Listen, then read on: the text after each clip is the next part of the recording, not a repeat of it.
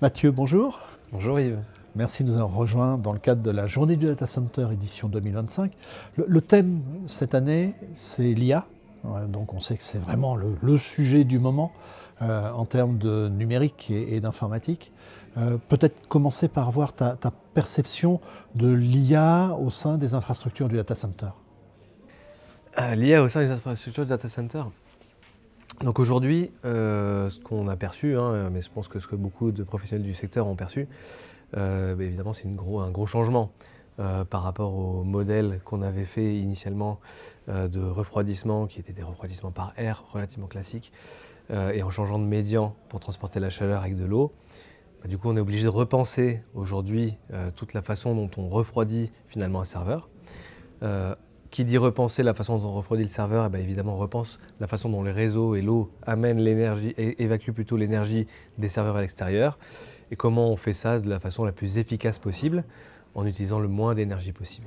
Voilà, aujourd'hui, pour nous, dans les infrastructures de data center, voilà, ça change les ratios entre les tailles de salles, les tailles de salles de locaux techniques, les salles IT et locaux techniques, et c'est ça qu'on doit appréhender, anticiper. C'est un milieu qui évolue extrêmement vite, donc on a tous les jours de nouvelles perspectives de puissance de puces, de calcul, de pods qui nous font repenser nos systèmes pour qu'ils soient adaptés, pour pas qu'on soit sur des systèmes qui soient obsolètes au bout de 2 ans. Il faut qu'ils soient durables. Et donc, qui dit durable dit modulaire, s'adapter à cette évolution-là, qui est un peu nouveau dans le monde du data center par rapport à ce qu'on faisait initialement sur du data center depuis les 10 dernières années, avec des densités et de l'énergie qui étaient plutôt stables d'un data center à l'autre.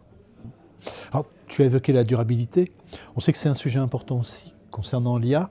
On critique beaucoup, par exemple, le fait de sortir une image par l'IA. Ça consomme beaucoup d'eau, beaucoup d'électricité, etc. Si on revenait un petit peu à un peu plus de pragmatisme, je dirais, on va rappeler quand même que les data centers agissent fortement pour avoir ce contrôle à la fois sur la décarbonation et l'environnement. Est-ce que l'IA a un rôle à jouer là-dessus et quelle est la réalité de cette problématique? Alors l'IA a forcément un rôle à jouer dans l'infrastructure, dans le pilotage d'infrastructures, on va dire auxiliaires par rapport au système informatique qu'on utilise.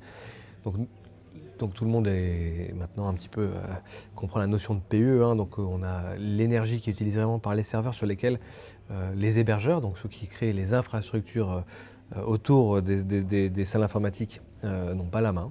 Donc on est un petit peu dépendant finalement de cette utilisation-là. Et nous, notre métier, c'est d'utiliser le moins d'énergie possible à côté pour refroidir ces data centers et les alimenter en électricité.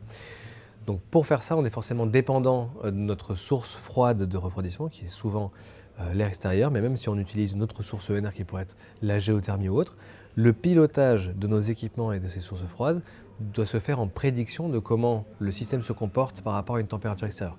Et sur ces systèmes-là, l'intelligence artificielle a toute sa place pour venir nous accompagner dans les gestes et les choix qu'on doit faire sur le pilotage de ces installations-là.